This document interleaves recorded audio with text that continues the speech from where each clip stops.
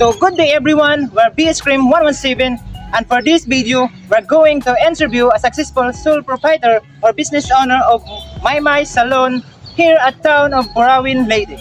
But first of all, let we introduce ourselves, and my name is Michael Jan Cobilla. And my name is Julie Balais. And my name is Vivincio Piarisa.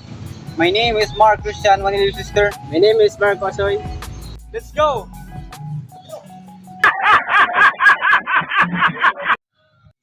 So guys, papunta na kami ngayon sa lokasyon kung saan magi-interview kami ng isang matagumpay na sole proprietor or business owner.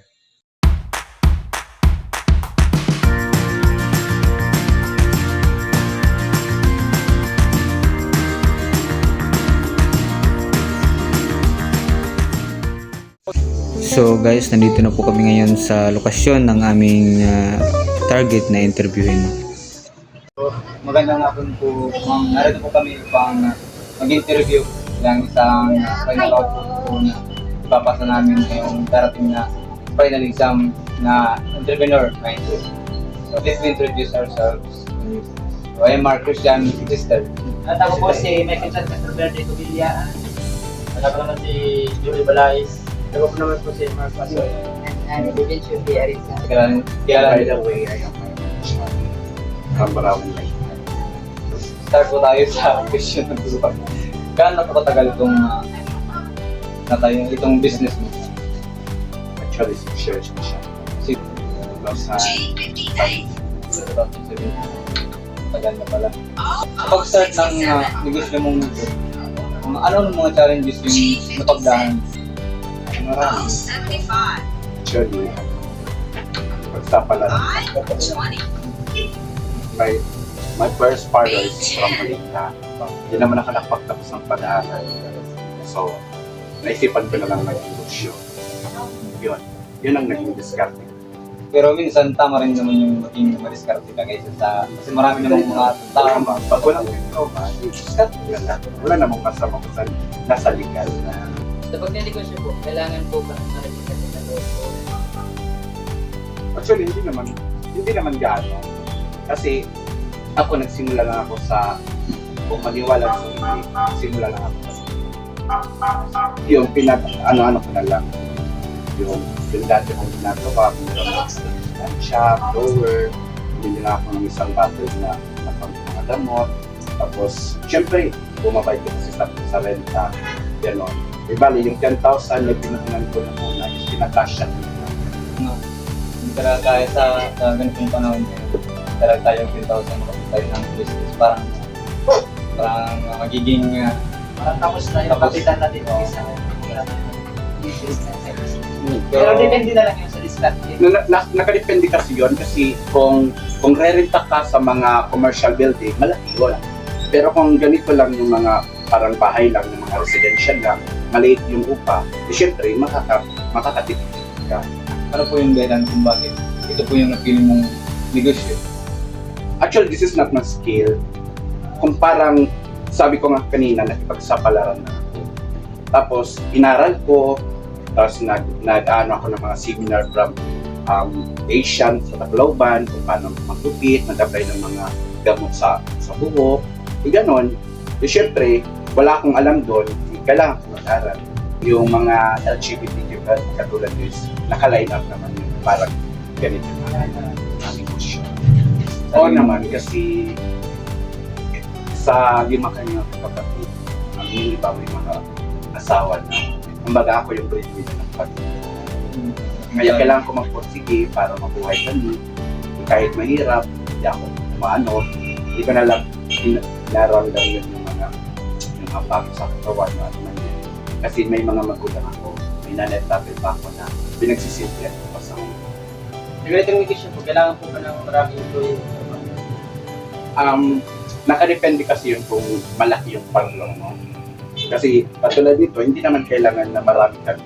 Kasi sa akin kasi, marunong akong gumawa kahit ano. Hindi ko naman kailangan ng maramihan kasi yung hinahanap ng customer is yung may-ari. Siyempre, class factor na lang yung mga technician na sabi ko. Bakit niyo po mas pinili mag-solo sa pag-negosyo? Actually, mas maganda yung solo kasi kung mag-open ka o hindi, nasa sa'yo yun. Walang taong madaan sa'yo.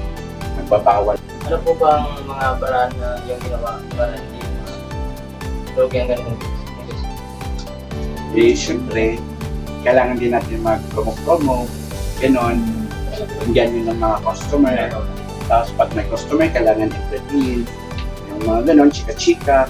Para at least, babalik din sila. At saka, yung number one talaga is yung quality sa gawa. Number one kasi yun. Kasi pag maganda yung gawa mo, babalik-balikan ka na. Ano po ba ang merong servisyo ang manager na binabalik-balik? Ang lahat naman ng salon may mga servisyo. Yung servisyo ko na nga lang, yung sabi ko, is yung quality na gagawin na. Yan para kumanda yung buhok, inaano ko, protektahan ko para yung iba yun lang na may mga sensitive na buhok, kailangan sinasunog. Mabuti na yung magkakaroon ng back job kaysa naman masunog. Yung wala namang perfectong decision. Pero kailangan satisfied na lang yung Yung iba, nasasatisfied naman kasi hindi naman natin kunwari na may mga customer talaga na kumbaga titikman at susubukan ka lang sa una. Pag di sila satisfied, pupunta naman sila sa iba. Pero kung satisfied sila, babalik. Pag tayo po ng class ano na po mga importanteng papilis o dokumento na kailangan sa Actually, kumukuha kami sa munisipyo ng business permit kasi bawal naman mag-operate ng mga business permit. Kasi baka ipasara ka. Kailangan mayroon kang business permit para at least legal yung negosyo. Mas beneficial po ba ang servisyo ng Baybay Salon at mas affordable po ba sa mga customer? Oo naman. Kasi nakadepende lang naman yan sa presyo. Kasi minsan, hindi naman mga sabi nga, rich kid yung laging nagpapagawa. Eh syempre yung iba, yung mga alam naman na hindi naman nila kaya yung mga mamahaling servisyo. Eh syempre, nag-ano na lang kami na mas diesel na presyo para pag-agip na lang namin papabukas. Bakit sa ganitong lugar po? Actually, this is market sign. Kumbaga, mas madaming taong mahal dito. Kaysa naman dun sa loob ng mga lugar, walang masyadong tao. Eh, syempre dito, highway, maraming dadaan, maraming tao, maraming customer. Like that. Bilang isang salon owner po ng Maita, ano pong mga development yung nais yung ma-achieve? Actually, in my 10 years in this kind of industry sa salon, nagkaroon na ako ng mas malang pantay.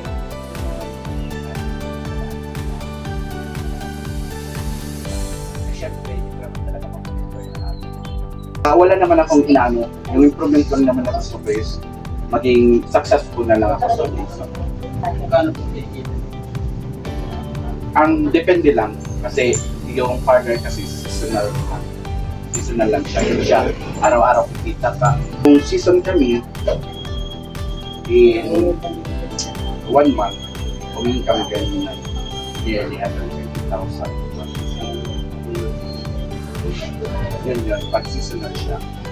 So bilang isang business owner, ano po sa pagkaramdam para po sa inyo na nakikitang nasisiyahan yung mga customer base nyo sa inyong service? Ano po sa pagkaramdam? Actually, masaya kasi may mga customer ako talaga na regular na bumabalik. Bilang owner, malaking kalanganan para sa akin na hanapin ng may para gawin ang kanilang gusto sa kanilang. So kung susukatin ang kita ng Baybay Salon, gaano na po kalaki ang naitulong sa inyo ng negosyo nito? To be honest with you, malaki ang naitulong simula kasi sabi ko nga, kapos, kailangan diskarte sa buhay kasi malaking naitulong kasi malaki ang naibago ng negosyo ko na salon sa buhay. magkaroon ako ng sariling bahay, kapatulan ako ng work, kotse, natin, tapos mga appliances sa bahay, yun lang. So sa mga aspiring people ko na gusto mo tayo ng negosyo, ano po dapat ng mga attitude, ng mga characteristic yung dapat i-develop nila sa sarili nila? Actually, napakarami, pero in a certain word, dapat maging magsyaga. Kasi pag magsyaga, kasi minsan yung iba, pagkulad ng parlor, pag walang customer, yung iba parang nawawala na ng panasa. Kumbaga parang impact na katulad ko rin noon na parang gusto kong i-give up tong parlor na to kasi mag-change ako, mag-ship ako ng negosyo. Pero sabi ko, siguro, inaano lang ng Panginoon na hindi lahat araw-araw sa iyo. Kumbaga maghintay ka lang para sa araw-araw. Ginagano pa lang, nagtsaga lang ako nagtsaga. Sabi ko, tama na, kailangan nagtsaga lang. So last question ako, mga after 5 years, 5 or 10 years from now, ano po yung nagiging vision kung nakikita nyo sa Baybay Salon? Para sa akin, 5 or 10 years from now, tatanda pa. At patuloy pa rin.